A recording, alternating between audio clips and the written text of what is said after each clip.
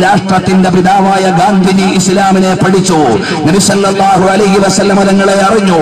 അവിടുത്തെ ശിഷ്യനായ ഉമർ ഇബ്നുൽ ഖത്താബ് റളിയല്ലാഹു അൻഹുവിന്റെ പാർലമെന്ററി സംവിധാനം നമ്മുടെ സ്വതന്ത്ര രാജ്യത്തിന് ഉണ്ടാകണമെന്ന് ആശിക്കുകയും രേഖപ്പെടുത്തുകയും ചെയ്തു. അതുപോലെ തന്നെ ചിന്തയും ബോധവുമുള്ള മുഴുവൻ ആളുകളും ഇസ്ലാമിനെ മനസ്സിലാക്കി. ഇന്ത്യയുടെ ഒന്നാമത്തെ പ്രധാനമന്ത്രിയായ ജവഹർലാൽ നെഹ്റു അദ്ദേഹത്തിന്റെ സിന്തസിസ് ഓഫ് ട്രഡിഷനിലൂടെ രാജ്യത്തിന് സംഭാവന ചെയ്ത പ്രമുഖ മതങ്ങൾ ഏതൊക്കെയാണെന്ന് പഠിച്ചു നോക്കി. എന്നിട്ട് പറഞ്ഞു, ഇന്ത്യൻ സംസ്കാരത്തിന്റെയും സംസ്കൃതിയുടെയും നടപടികളുടെയും എല്ലാം നല്ലൊരു സംഭാവന ഇവിടെ കച്ചവടാർത്ഥവും പ്രബോധനാർത്ഥവും കടന്നു വന്ന അറബികളിൽ നിന്നുകൂടി നമുക്ക് ലഭിച്ചതാണ്. എന്നാൽ നിങ്ങൾക്കറിയുമോ, ഒരു ഭാഗത്ത് ഇസ്ലാമിനെ തീവ്രവാദത്തിന്റെയും ഭീകരവാദത്തിന്റെയും ഉഗ്രവാദത്തിന്റെയും വിദണ്ഡവാദത്തിന്റെയും സ്ഫോടനവാദത്തിന്റെയും മറവിൽ വെടിവെക്കുവാൻ ശ്രമിക്കുന്ന ഒരുപാട് ആളുകളുണ്ട്. ഇവിടെ നാം വേണ്ടത് ആയുധവേട്ടയല്ല, പ്രതിരോധങ്ങളല്ല, മറിച്ച് ലോകത്തെ ബോധ്യപ്പെടുത്തണം, ഹിസ്റ്ററിക്കലായി ബോധ്യപ്പെടുത്തണം. ഇസ്ലാം എന്താണെന്ന് പറഞ്ഞു കൊടുക്കാനുള്ള അവസരമുണ്ടാകണം. നിങ്ങൾ ആലോചിച്ച് നോക്കിയിട്ടുണ്ടോ, പരിശുദ്ധമായ ഇസ്ലാമിനെ തീവ്രവാദത്തിന്റെയും ഭീകരവാദത്തിന്റെയും ഒക്കെ മറവിലേക്ക് അകപ്പെടുത്തിയിട്ട് ചൂഷണം ചെയ്യാൻ ശ്രമിക്കുമ്പോ ഇസ്ലാം ഉയർത്തിപ്പിടിച്ച സമാധാന സന്ദേശങ്ങളെ അക്കമിട്ട് ചരിത്രത്തിന്റെ പ്രമാണങ്ങളിലൂടെ പറഞ്ഞു കൊടുക്കാൻ നമുക്ക് കഴിയണം. നിങ്ങൾ ആലോചിച്ചു നോക്കൂ, ഇന്ത്യ മഹാരാജ്യത്തെ ഡൽഹി സൽത്തനത്ത് ഏറ്റവും കൂടുതൽ കാലം ഭരിച്ചതാരാ? മുസ്ലിം ഭരണാധികാരികളായിരുന്നു. അവിടുന്ന് ഔറംഗസീബോ അതുപോലെയുള്ള അക്ബറോ ഔറംഗസീബോ ഷാജഹാനോ പോലെയുള്ള ആളുകൾ ഈ രാജ്യത്തെ മുഴുവനും ഒരു ഇസ്ലാമിക രാജ്യമാക്കാൻ വിചാരിച്ചാൽ ആർക്കെങ്കിലും തടുക്കാൻ പറ്റുമായിരുന്നോ? പറ്റില്ലായിരുന്നു. പക്ഷേ അവരാഗ്രഹിച്ചില്ല. കാരണം ഇസ്ലാമിലേക്ക് കമ്പൽഷനോടുകൂടി ആരെയും ആഗ്രഹിക്കുന്നില്ല. ഇസ്ലാമിനെ പഠിക്കുകയും അറിയുകയും ചെയ്തിട്ട് വരട്ടെ എന്ന് മാത്രമാണ് അവർ വിചാരിച്ചത്. അവർ കേവലം ഭൗതികന്മാര് മാത്രമായിരുന്നില്ല. ഔറംഗസീബ് തികഞ്ഞ ഒരു പണ്ഡിതനായിരുന്നു. ഔറംഗസീബിന്റെ മകൾ സീനത്ത് ബീഗം പരിശുദ്ധമായ ഖുർആനിന് സീനത്തു തഫാസിർ എന്ന പേരിൽ ഖുർആൻ വ്യാഖ്യാനം എഴുതിയ പെൺകുട്ടിയായിരുന്നു. ആ സീനത്ത് ബീഗത്തിന്റെ പേരിൽ ഇന്നും ഡൽഹിയിൽ ഒരു പള്ളിയുണ്ട്. നിങ്ങൾക്കറിയുമോ? അങ്ങനെ മതനിഷ്ഠയോടുകൂടി ജീവിച്ച ഔറംഗസീബ് എന്ന് പറയുന്ന ഭരണാധികാരി, അദ്ദേഹത്തിന്റെ അന്നത്തെ കാലത്തെ മതവീക്ഷണങ്ങളാണ് ഫതാവ ആലംഗീരി എന്ന പേരിൽ ആഗോളതലത്തിൽ ഇസ്ലാമിക വിഷയങ്ങളുടെ നിർദ്ധാരണ ഗ്രന്ഥമായി വിലയിരുത്തപ്പെടുന്നത്. ആ മഹത്തായ ഗ്രന്ഥം പോലും ഇന്നും പ്രാമാണികമായി ആഗോളതലത്തിൽ ചർച്ച ചെയ്യപ്പെടുമ്പോ ചോദിക്കട്ടെ, ഔറംഗസീബ് ആഗ്രഹിച്ചിരുന്നുവോ ഇന്ത്യയെ ഒരു ഇസ്ലാമിക രാജ്യമാക്കുവാൻ? ഇല്ല. ഇവിടെ ഒരുപാട് മതവിശ്വാസികളും ഒരുപാട് ചിന്താധാരകളുമുള്ള നാടാണ്. ഇവിടെ സുതാര്യമായ പ്രചാരണ പ്രവർത്തനങ്ങളല്ലാതെ നിർബന്ധമായ മതപരിവർത്തനങ്ങളെ അവർ ആഗ്രഹിച്ചില്ല. അതേ സമയത്ത് ഞാൻ പറയട്ടെ, വെസ്റ്റേൺ പാരസൈറ്റ്സ് എന്ന പേരിൽ ഒരു പുസ്തകമുണ്ട്. ഞാൻ എഴുതിയതല്ല, ഒരു മുസ്ലിം എഴുതിയതല്ല. വിനിൻ പെരീരയും ജെറമി സീബ്രൂക്കും എഴുതിയ വെസ്റ്റേൺ പാരസൈറ്റ്സ് എന്ന പുസ്തകം പരാന്ന ഭോജികൾ എന്ന പേരിൽ പരിഭാഷപ്പെടുത്തപ്പെട്ടിട്ടുണ്ട്. മലയാളത്തിൽ വായിക്കാൻ ലഭിക്കുന്ന പുസ്തകമാണ്. ക്രൈസ്തവ യൂറോപ്പ് ഇന്ത്യയിലേക്ക് കടന്നു വന്നപ്പോൾ ചെയ്ത സേവനങ്ങളാണ് അതിലുള്ളത്. എന്തായിരുന്നു സേവനങ്ങൾ? പള്ളികളിൽ ആരാധനയ്ക്ക് വേണ്ടി ഒരുമിച്ച് കൂടിയ മനുഷ്യരെ പള്ളിയടക്കം കത്തിച്ചു കളഞ്ഞ പാരമ്പര്യമാണ് അവിടുന്ന് വെസ്റ്റേൺ പാരസൈറ്റ്സിലൂടെ ജെറമി സീബ്രൂക്കും വിനിൻ പെരീരയും എഴുതി വെച്ചത്. ഞാൻ ചോദിക്കട്ടെ, അതിന്റെ പേരിൽ ഇവിടെ ക്രൈസ്തവ മതം തീവ്രവാദത്തിന്റെ മതമായി എവിടെയെങ്കിലും ചിത്രീകരിക്കപ്പെടുകയോ വേട്ടയാടപ്പെടുകയോ ചെയ്യുന്നുണ്ടോ? ഇല്ല. അതുകൊണ്ട് സമാധാനകാംക്ഷികളായ ഇസ്ലാമിക ദർശനത്തിന്റെ ആളുകൾ ഐഡിയോളജിക്കലായി ഇസ്ലാമിന്റെ മുമ്പിൽ പിടിച്ചു നിൽക്കാൻ കഴിയുന്നില്ല എന്ന് മനസ്സിലാക്കിയ യൂറോപ്പ് വിശ്വാസപരമായോ ദാർശനികപരമായോ ആശയപരമായോ ആദർശപരമായോ ഇസ്ലാമിക വീക്ഷണങ്ങളുടെ മുമ്പിൽ പിടിച്ചു നിൽക്കാൻ കഴിയാത്തതിന്റെ പേരിൽ ഒരുപാട് വിമർശനങ്ങൾ അവർ ഇറക്കി നോക്കി. ഒന്നും വിജയിച്ചില്ല. അവസാനം വിശ്വാസിയുടെ ചങ്കില ചോരയായ പ്രവാചക പ്രവീണരെ മുറിപ്പെടുത്തിയാൽ കുറെ മുസ്ലിങ്ങളെയെങ്കിലും വേദനിപ്പിക്കാൻ പറ്റുമെന്ന് വിചാരിച്ചു. അതിന്റെ തുടർ ലേഖനങ്ങളാണ് പലയിടത്തും പ്രത്യക്ഷപ്പെട്ടുകൊണ്ടിരിക്കുന്നത്. അതുകൊണ്ട് എന്റെ വിശ്വാസികളോട് എനിക്ക് ഓർമ്മപ്പെടുത്താനുള്ളത്, നാം കരുതലോടെ മുന്നേറേണ്ട കാലമാണിത്. കുരിശ് യുദ്ധത്തിന്റെ ഇന്നലകളുടെ ചരിത്രങ്ങൾ നമ്മൾ പഠിക്കണം. അവിടെ പരിശുദ്ധമായ ഇസ്ലാമിക സമൂഹത്തെ നിഷ്കാസനം ചെയ്യാൻ വേണ്ടി കടന്നു വന്ന ശക്തി ദുർഗങ്ങളെ കുറിച്ച് നാം വായിക്കണം. വൈജ്ഞാനിക ശബരികളിൽ നിന്ന് തെരുവിലേക്ക് മുസ്ലിം സമുദായത്തെ പിടിച്ചിറക്കിയ ദുശക്തികളെ കുറിച്ച് നാം പഠിക്കണം. കാരണം എന്താണ്? നാം ഇവിടെ വൈകാരികമായി പ്രതികരിക്കേണ്ടവരല്ല. വിചാര വിപ്ലവത്തിലൂടെ മുസ്ലിം സമുദായത്തെ മുന്നോട്ട് കൊണ്ടുപോകേണ്ടവരാണ്. കാരണം കാരണം മുസ്ലിം സമുദായം ഇവിടെ വിദ്യാഭ്യാസം നേടിയാൽ, ബുദ്ധിയുള്ളവരായി മാറിയാൽ, നല്ലവരായി വളർന്നാൽ, രാഷ്ട്രത്തിന്റെ നിർമ്മാണ പ്രവർത്തനങ്ങളിൽ പങ്കാളികളായാൽ, വിദ്യാഭ്യാസ മേഖലയിൽ ഉയർന്നു വന്നാൽ ഈ മുസ്ലിം സമുദായത്തെ ബുദ്ധിപരമായി തോൽപ്പിക്കാൻ കഴിയില്ല എന്ന് മനസ്സിലാക്കി വൈകാരികമായി നമ്മെ തെരുവിലിറക്കേണ്ടത് ഏതൊക്കെയോ ശക്തികളുടെ താല്പര്യമാണ് എന്ന് നാം പഠിക്കണം. നിങ്ങൾക്കറിയുമോ, ബഹുമാനപ്പെട്ട ഗസാലി ഇമാമിന്റെയും റാസി ഇമാമിന്റെയും ഇബ്നു സീനയുടെയും ഫാറാബിയുടെയും കാലഘട്ടത്തിൽ മുസ്ലിം സമുദായത്തിന്റെ കയ്യിൽ മുസല്ലയും തസ്ബീഹുമാലയും ഖുർആനും മാത്രമല്ല ഉണ്ടായിരുന്നത്, ടെലസ്കോപ്പും മൈക്രോസ്കോപ്പും ഉണ്ടായിരുന്നു. അവിടുന്ന് മഹാന്മാരായ പണ്ഡിത കേസരികൾ മുസല്ലയിൽ നിന്ന് നിസ്കരിച്ചിട്ട് തിരിഞ്ഞിരുന്നു കൊണ്ട് ടെലസ്കോപ്പിലൂടെയും ടെലസ്കോപ്പിലൂടെയും മൈക്രോസ്കോപ്പിലൂടെയും ഗവേഷണങ്ങളും നിരീക്ഷണങ്ങളും നടത്തിയവരായിരുന്നു. അതുകൊണ്ടാണ് ബഗ്ദാദിന്റെയും സ്പെയിനിന്റെയും കോർദോവയുടെയും ചരിത്രം നമ്മുടെ കയ്യിലുള്ളത്. നിങ്ങൾക്കറിയുമോ, ബഗ്ദാദ് വൈജ്ഞാനിക സബരിയുടെ കേന്ദ്രമായിരുന്നു. ലോകത്തുള്ള മുഴുവൻ ശാസ്ത്രശാഖകളുടെയും അത്തിവാരങ്ങളെയും അടിസ്ഥാന നിയമങ്ങളും രൂപപ്പെട്ടത് ബഗ്ദാദിൽ നിന്നാണ്. ലോഗരിതം ടേബിൾ എവിടെ നിന്ന് വന്നതാണ്? അൽ ജബർ വൽ മുഖാബല എവിടെ നിന്ന് വന്നതാണ്? വാന നിരീക്ഷണം തുടങ്ങി വെച്ചത് ആരാണ്? മൈക്രോബയോളജി തുടങ്ങി വെച്ചത് ആരാണ്? കെമിസ്ട്രിയുടെ അത്തിവാരമിട്ടത് ആരാണ്? അതുപോലെ തന്നെ നാനോ ടെക്നോളജിയിലേക്ക് പോകാനുള്ള അടിസ്ഥാന നിയമങ്ങളെ കൊണ്ടുവന്നത് ആരാണ്? വാന നിരീക്ഷണത്തിന്റെ ഉപാധികളെ കുറിച്ച് പഠിച്ചത് ആരാണ്? ഓപ്പറേഷനെ കുറിച്ച് ബയോളജിക്കൽ ഗവേഷണം നടത്തിയത് ആരാണ്? നിങ്ങൾ സൈറ്റുകളിൽ കടന്നിട്ടൊന്ന് പരിശോധിച്ചു നോക്കൂ. ഇപ്പോഴും നിങ്ങൾക്ക് കാണാം ഇസ്ലാമിക പശ്ചാത്തലത്തിൽ നിന്ന് പഠനം നടത്തിയ പണ്ഡിത മഹാന്മാരായ ആളുകളാണ് ബയോളജിയുടെയും സുവോളജിയുടെയും ബോട്ടണിയുടെയും അനാട്ടോമിയുടെയും ആസ്ട്രോണമിയുടെയും അതുപോലെയുള്ള ലോകത്തുള്ള ശാസ്ത്രശാഖകൾക്ക് മുഴുവനും അത്തിവാരമിട്ടത് മുസ്ലിം പണ്ഡിത കേസരികളായിരുന്നു എന്ന് ഇന്നലത്തെ ഗോൾഡൻ ഹിസ്റ്ററിയിൽ നാം വായിക്കുകയാണ്. ബഗ്ദാദിന്റെ ചരിത്രത്തിൽ നിന്ന്, കൊർദോവയുടെ ചരിത്രത്തിൽ നിന്ന്, സ്പെയിനിന്റെ ഇന്നലകളിൽ നിന്ന്. എന്നാൽ കൊർദോവയിൽ നിന്ന് കട്ടുകൊണ്ടുപോയ ഗ്രന്ഥങ്ങൾ, ബഗ്ദാദിൽ നിന്ന് കടൽ വഴി കടത്തിക്കൊണ്ടുപോയ ലേഖനങ്ങൾ, ഗ്രന്ഥശേഖരങ്ങൾ ഇതായിരുന്നു യൂറോപ്പിന്റെ കയ്യിലുണ്ടായിരുന്നത്. യൂറോപ്പിൽ ഒരു ഗ്രന്ഥാലയം ഉണ്ടായിരുന്നില്ല മുസ്ലിങ്ങൾക്ക് യൂണിവേഴ്സിറ്റി ഉള്ളപ്പോൾ. അവിടുന്ന് ബഗ്ദാദിൽ യൂണിവേഴ്സിറ്റിയും ഗവേഷണാലയവും ഉള്ളപ്പോ പടിഞ്ഞാറിന്റെ കയ്യിൽ 10 ലേഖനങ്ങൾ പോലും ഉണ്ടായിരുന്നില്ല. ഇതെല്ലാം കൊള്ളയടിച്ചിട്ട് മുസ്ലിം സമുദായത്തെ തെരുവിലേക്ക് ഇറക്കിയാൽ ഇതെല്ലാം അടിച്ചു മാറ്റിയിട്ട് ബുദ്ധിജീവികളാകാൻ കഴിയുമെന്ന് അവർ മനസ്സിലാക്കി. അത് സംഭവിക്കുകയും ചെയ്തു. മുസ്ലിം സമുദായത്തെ മുഴുവനും ഗോദയിലേക്ക് ഇറക്കിയിട്ട് ഗവേഷണാലയങ്ങൾ അവർ പിടിച്ചടക്കി. അങ്ങനെ ശാസ്ത്രത്തിന്റെ പിതാക്കന്മാരായി മാറാൻ അവർ ശ്രമിച്ചു. പക്ഷേ കാലത്തിന്റെ കർട്ടനുകൾ എല്ലാം മറച്ചു വെച്ചില്ല. അൽ ഗസാലി അൽ ഗൈസ് എന്ന് പരിചയപ്പെടുത്താൻ അവർ നിർബന്ധിതരായി. ബഹുമാനപ്പെട്ട അബൂബക്കർ റാസിയെ അൽ റൈസ് എന്ന പേരിൽ പരിചയപ്പെടുത്താൻ അവർ നിർബന്ധിതരായി.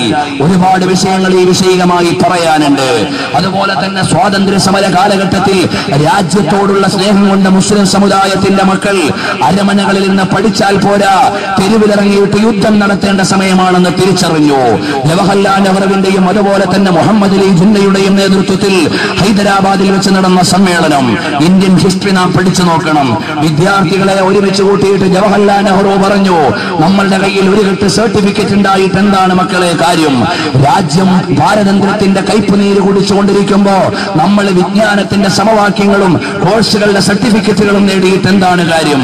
അതുകൊണ്ട് നിങ്ങൾ തെരുവിലേക്ക് ഇറങ്ങണമെന്ന് ജവഹർലാൽ നെഹ്റു ആവശ്യപ്പെട്ടു. മുസ്ലിം സമുദായത്തിന്റെ മക്കൾ വിദ്യാലയങ്ങൾ ഒഴിവാക്കിയിട്ട് പടക്കളത്തിലേക്ക് ഇറങ്ങി. നിങ്ങൾ ആലോചിച്ചു നോക്കൂ, ഈ രാജ്യത്തിന്റെ സ്വാതന്ത്ര്യത്തിന് വേണ്ടി ഏറ്റവും കൂടുതൽ ജീവൻ കൊടുത്ത പണ്ഡിത കേസരികൾ ഏതു മതത്തിന്റെ ആളുകളാണ്? അങ്ങ് നോക്കൂ, മലബാറിന്റെ മണ്ണിൽ തേജസ്വികളായ പണ്ഡിതന്മാരുണ്ട്, സാത്വികന്മാരായ ആത്മീയ ഗുരുക്കന്മാരുണ്ട്. അങ്ങനെ നോർത്ത് ഇന്ത്യയിലേക്ക് പോയാൽ മതപാഠശാലകളിൽ നിന്ന് എല്ലാം മാറ്റിവെച്ചിട്ട് രാജ്യത്തിന്റെ മോചനത്തിന് വേണ്ടി പടിഞ്ഞാറിന്റെ തീ തുപ്പുന്ന ടാങ്കറുകൾക്ക് മുമ്പിൽ നിരിമാറ് കാണിച്ച മഹോന്നതന്മാരായ പണ്ഡിത കേസരികളുണ്ട്. അതുപോലെ തന്നെ തകർക്കപ്പെട്ട മുസ്ലിം വിദ്യാലയങ്ങളുണ്ട്, അടച്ചുപൂട്ടപ്പെട്ട പള്ളികളുണ്ട്. അങ്ങനെ എല്ലാം മുമ്പിൽ വെച്ചുകൊണ്ട് പരിശുദ്ധമായ മോചനത്തിനും സ്വാതന്ത്ര്യത്തിനും വേണ്ടി പടക്കളത്തിലേക്ക് ഇറങ്ങി മുസ്ലിം മക്കൾ. അപ്പൊ ഇംഗ്ലീഷ് പഠിക്കാൻ പറ്റിയില്ല. അപ്പൊ വിദ്യാഭ്യാസത്തിന് ഒരുപാട് പരിമിതി നേരിട്ടു. സ്വതന്ത്ര ഇന്ത്യ ആര് ഭരിക്കണമെന്ന് ആലോചിക്കുകയായിരുന്നു ഒരു വിഭാഗം. മുസ്ലിങ്ങൾ തെരുവിലിറങ്ങിയിട്ട് യുദ്ധം ചെയ്യട്ടെ, സ്വാതന്ത്ര്യം നേടുമ്പോ ഭരിക്കാൻ വിദ്യാഭ്യാസമുള്ളവർ വേണം, അതുകൊണ്ട് ഞങ്ങൾ പോയി പഠിക്കട്ടെ എന്ന് പറഞ്ഞ് പടിഞ്ഞാറും കിഴക്കും പോയി വിദ്യാഭ്യാസം നേടിയ ആളുകൾ പിൽക്കാലത്ത് ഭരണത്തിലേക്ക് വന്നു. എന്നിട്ട് മുസ്ലിങ്ങൾക്ക് കുറ്റം കേൾക്കേണ്ടി വന്നു, നിങ്ങൾ പഠിച്ചില്ല, നിങ്ങൾക്ക് വിദ്യാഭ്യാസം ഇല്ല എന്ന് പറഞ്ഞുകൊണ്ട് നമ്മൾ പഴി കേൾക്കേണ്ടി വന്നു. ഇംഗ്ലീഷ് വിദ്യാഭ്യാസം ഹറാമാണ് എന്ന് ഒരു കാലത്ത് പണ്ഡിതന്മാര് പറഞ്ഞെങ്കിൽ അത് വിദ്യാഭ്യാസത്തോടുള്ള എതിർപ്പായിരുന്നില്ല, രാജ്യവിരോധികളോടുള്ള സമരമായിരുന്നു. നിങ്ങൾ മനസ്സിലാക്കണം, അങ്ങനെയുള്ള പശ്ചാത്തലങ്ങളെ മുഴുവനും രാജ്യത്തിന് അനുകൂലമായി നിർത്തുകയാണ് നമ്മൾ ചെയ്തത്. ഇന്നിപ്പോൾ ആഗോളതലത്തിൽ മുസ്ലിങ്ങൾ അധികരിച്ചുകൊണ്ടിരിക്കുകയാണ്. USA-യിൽ മുസ്ലിങ്ങൾ അധികരിച്ചുകൊണ്ടിരിക്കുന്നു, UK-യിൽ മുസ്ലിങ്ങൾ അധികരിച്ചുകൊണ്ടിരിക്കുന്നു, ഇസ്ലാമിക കലാലയങ്ങളും പള്ളികളും നടന്നുകൊണ്ടിരിക്കുന്നു. നമ്മുടെ കേരളത്തിൽ മാത്രം 10,000-കണക്കിന് മതസമന്വയ വിദ്യാഭ്യാസ പശ്ചാത്തലങ്ങൾ രൂപപ്പെട്ടു കഴിഞ്ഞിരിക്കുന്നു. ഇനിയും ഈ മുസ്ലിം സമുദായത്തെ എന്തിന്റെയെങ്കിലും പേരിൽ തെരുവിലിറക്കേണ്ടത് പടിഞ്ഞാറിന്റെയും ദുശക്തികളുടെയും ശ്രമമാണ്. അത് നാം തിരിച്ചറിയണം. അതുകൊണ്ട് പാഠശാലകൾ വിട്ടൊഴിഞ്ഞിട്ട് തെരുവിലിറങ്ങാൻ മുസ്ലിം സമുദായത്തിന്റെ മക്കളെ നമ്മൾ തയ്യാറാകരുത്. വിജ്ഞാനമാകുന്ന അത്തിവാരത്തിനെയും സ്വത്തിനെയും സംരക്ഷിക്കേണ്ടത് നമ്മുടെ ബാധ്യതയാണ്. നമ്മൾ മെച്യൂർഡ് സൊസൈറ്റിയായി ഉയരണം. നമ്മുടെ കയ്യിൽ വിജ്ഞാനമുണ്ടാകണം, കാലത്തെ അതിജയിക്കാനുള്ള പൗരബോധമുണ്ടാകണം. സമുദായത്തിന്റെ മുമ്പിൽ ഇസ്ലാമിനെയും മാനവികതയും മാനുഷികതയും അവതരിപ്പിക്കുവാനുള്ള അടിസ്ഥാന നിയമങ്ങളുടെ ബോധമുണ്ടാകണം. അതുകൊണ്ട് വിദ്യാലയത്തിൽ പഠിച്ചുകൊണ്ടിരിക്കുന്ന മുസ്ലിം സമുദായത്തെ, കേരളത്തിൽ നിന്ന് മുസ്ലിം മാനേജ്മെന്റുകൾക്ക് കീഴിൽ മെഡിക്കൽ കോളേജുകളുണ്ട്, എഞ്ചിനീയറിംഗ് കോളേജുകളുണ്ട്, ടീച്ചേഴ്സ് എഡ്യൂക്കേഷൻ സെന്ററുകളുണ്ട്, അതുപോലെ തന്നെ യൂണിവേഴ്സിറ്റികൾക്ക് സമാനമായ കലാലയ സമുച്ചയങ്ങളുണ്ട്. ഇങ്ങനെ കേരളത്തിലെയും ഇന്ത്യയിലെയും മുസ്ലിങ്ങളെ മുന്നോട്ട് പോയാൽ നയതന്ത്ര പ്രധാനമായ തലങ്ങളിൽ മുഴുവനും മുസ്ലിങ്ങൾ എത്തിപ്പെട്ടേക്കുമെന്ന് ഭയക്കുന്ന ആളുകളാണ് ഭീകരവാദത്തിന്റെയും തീവ്രവാദത്തിന്റെയും കാര്യം പറഞ്ഞ് ഈ മുസ്ലിം സമുദായത്തിന്റെ ചുറുചുറുക്കുള്ള ചെറുപ്പക്കാരെ സംഘടനത്തിന് തെരുവിലേക്ക് വിളിക്കുന്നത്. നാം ബുദ്ധിയില്ലാത്തവരായി തെരുവിലിറങ്ങാൻ പാടില്ല. നാം വിവേകമുള്ളവരായി വിദ്യാഭ്യാസം നേടണം. നാം കാര്യബോധമുള്ളവരായി വിഷയങ്ങളെ വിലയിരുത്തണം. ഇതൊരു വിപ്ലവാത്മകമായ കേവലമായ താൽക്കാലിക വികാരങ്ങളുടെ സൃഷ്ടിയല്ല.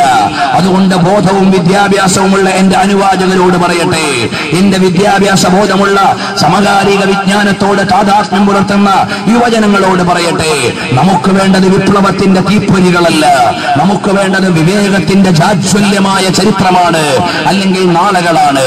രണ്ടുമാണ് നാം രൂപപ്പെടുത്തേണ്ടത്. നാം അവിടെ എന്തെങ്കിലും കാളപറ്റോ എന്നറിയുമ്പോഴേക്ക് കയറെടുത്തുകൊണ്ട് തെരുവിലേക്ക് ഓടേണ്ടവരല്ല. നാം വിവേകപൂർവമായി കാര്യങ്ങൾ വിലയിരുത്തേണ്ടവരാണ്. അതുകൊണ്ട് മതവിദ്യാഭ്യാസത്തിന്റെയും ഭൗതിക വിദ്യാഭ്യാസത്തിന്റെയും ആവശ്യമായ തലങ്ങളെ സ്വായത്തമാക്കിയിട്ട് നാം ബുദ്ധിപരമായ മുന്നേറ്റത്തിന് തയ്യാറാകണം. അതിനാണ് SSF പ്രവർത്തിച്ചുകൊണ്ടിരിക്കുന്നത്, അതിനാണ് SYS പ്രവർത്തിച്ചുകൊണ്ടിരിക്കുന്നത്, അതിനാണ് ഖമറുൽ ഉലമ കാന്തപുരം AP അബൂബക്കർ മുസ്ലിയാർ നേതൃത്വം നൽകുന്ന പ്രസ്ഥാനങ്ങളെ മുഴുവൻ ശ്രമിക്കുന്നത്. ഏതെങ്കിലും നടന്ന വിപ്ലവങ്ങളെ ഊതിപ്പെരിപ്പിച്ചിട്ട് കാന്തപുരം ഉസ്താദ് എവിടെയും ഒരു പ്രസംഗം നടത്തിയിട്ടില്ല. സമുദായത്തിന് ആവശ്യമുള്ളത് വിപ്ലവത്തിന്റെ തീപ്പൊരികളല്ല, വിദ്യാഭ്യാസത്തിന്റെ വിവേകമാണെന്ന മഹാനവറുകൾ തിരിച്ചറിഞ്ഞു. അതുകൊണ്ട് നിങ്ങൾ നോക്കൂ, അങ്ങ് കാസർഗോഡ് മുതൽ ഇങ്ങ് കന്യാകുമാരി വരെയും, അങ്ങ് കശ്മീർ മുതൽ ഇങ്ങ് തിരുവനന്തപുരം വരെയും നീണ്ടു നിവർന്നു കിടക്കുന്ന 10,000-കണക്കിന് മത ഭൗതിക വിദ്യാഭ്യാസ സമുച്ചയങ്ങളുടെ കാര്യദർശിയാണ് കാന്തപുരം AP അബൂബക്കർ മുസ്ലിയാർ. എവിടെയെങ്കിലും നടക്കുന്ന സംഘടനകളെയോ എവിടെയെങ്കിലും നടക്കുന്ന വർഗീയ കലാപങ്ങളെയോ ഊതിപ്പെരിപ്പിച്ച് യുവജനങ്ങളെ തെരുവിലിറക്കിയാൽ നമ്മുടെ യുവത്വം നഷ്ടപ്പെടുമെന്ന് തിരിച്ചറിഞ്ഞ ക്രാന്തദർശിത്വമുള്ള പണ്ഡിത കേസരിയാണിത്. അതുകൊണ്ടാണ് ഞങ്ങൾ കാന്തപുരം ഉസ്താദിന്റെ പിന്നിൽ പ്രവർത്തിക്കുന്നത്. കാരണം താൽക്കാലികമായ വിപ്ലവത്തിന്റെ ജ്വാലകൾ ഇവിടെ വിജയിച്ചിട്ടില്ല എന്ന് കേരളത്തിൽ ഒരുപാട് സംഘടനകളുടെ ചരിത്രമുണ്ട്, എണ്ണി പറയേണ്ടതില്ല. ഊതിപ്പെരിപ്പിച്ച വിപ്ലവങ്ങളല്ല വേണ്ടത്, വിവേകമുള്ള മുന്നേറ്റങ്ങളാണ്. നമ്മുടെ കയ്യിൽ മരുന്ന് വേണം, അത് വിദ്യാഭ്യാസമാണ്. നമ്മുടെ കയ്യിൽ വിവേകം വേണം, അത് രാഷ്ട്രബോധമാണ്. നമ്മുടെ മുമ്പിൽ കരുത്തുള്ള കാൽവെപ്പുകൾ വേണം, അത് ബുദ്ധിപരമാകണം. അല്ലാതെ എടുത്തുചാട്ടം നമ്മുടെ മതത്തിന്റെ ശൈലിയല്ല. പ്രവാചകൻ സല്ലല്ലാഹു അലൈഹി വആലിഹി വഅസ്ഹാബിഹി വസല്ലം തങ്ങൾ 10 കൊല്ലം ക്ഷമാപൂർവ്വം ഇസ്ലാമിക പ്രചരണം നടത്തി മക്കയിൽ.